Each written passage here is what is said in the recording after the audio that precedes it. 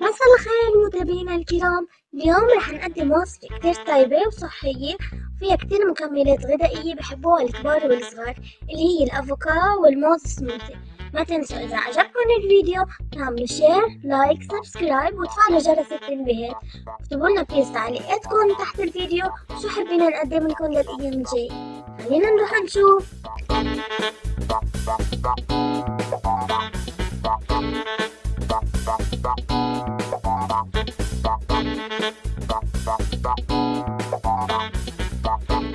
تحضير الأفوكادو والموز سموثي بيلزمنا حبتين أفوكادو، 4 حبات موز، 3 ملاعق كبار سكر، 3 ملاعق كبار حليب ناشف، بيلزمنا قريشة والمكسرات والعسل للتزيين.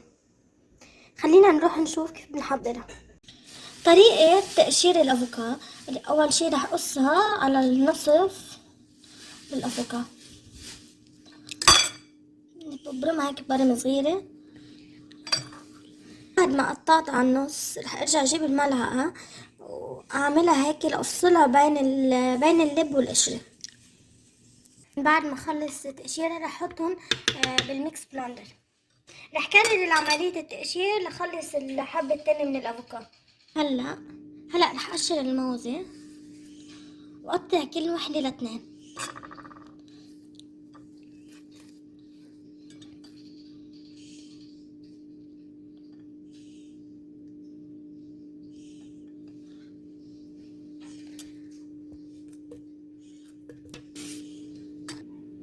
رح كرر العملية ليخلص الموز ليكون صار كله بالخلاط. الفواكه كلها بالخلاط رح اضيف عليهم 3 ملاعق سكر والحليب المجفف. هلا رح احط لهم مي بماء حسب ما انا بحتاج ليصير عندي المزيج لين. انا حاليا رح احط لهم ربع كوب مي. بعد ما ضفت كل المزيج كل المكونات رح اخفق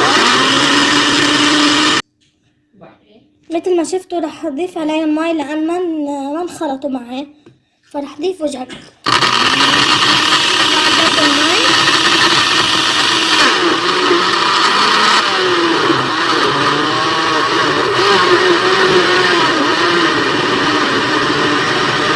هيك المزيج بكون انا عندي اياه بدكم ردهولي. خلص رح افرجيكم كيف هون هيك المزيج. يعني رح ازيد مي، رح ضل زيد مي. انا زدت رجعت فوق ربع الكباية، رح ارجع ضلني نزيد ليصير عندي هيك مزيج لين. هلا طريقة التقديم رح اجيب قريشة رح احطها بكعب الكباية ورح افردهم. رح ارجع اجيب المكسرات، انا هون اخترت الكاجو.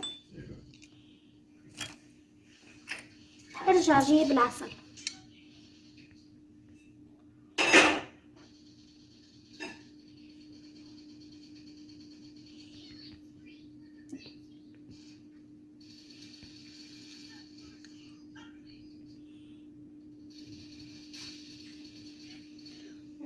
هلا اذا مش متوفر القريشة عندكم فيني استخدم انا العلب القشطة، وقريبا رح اعلمكم كيف بنعمل القريشة بفيديو قدام. هلا رح اسكب المزيج اللي حضرته،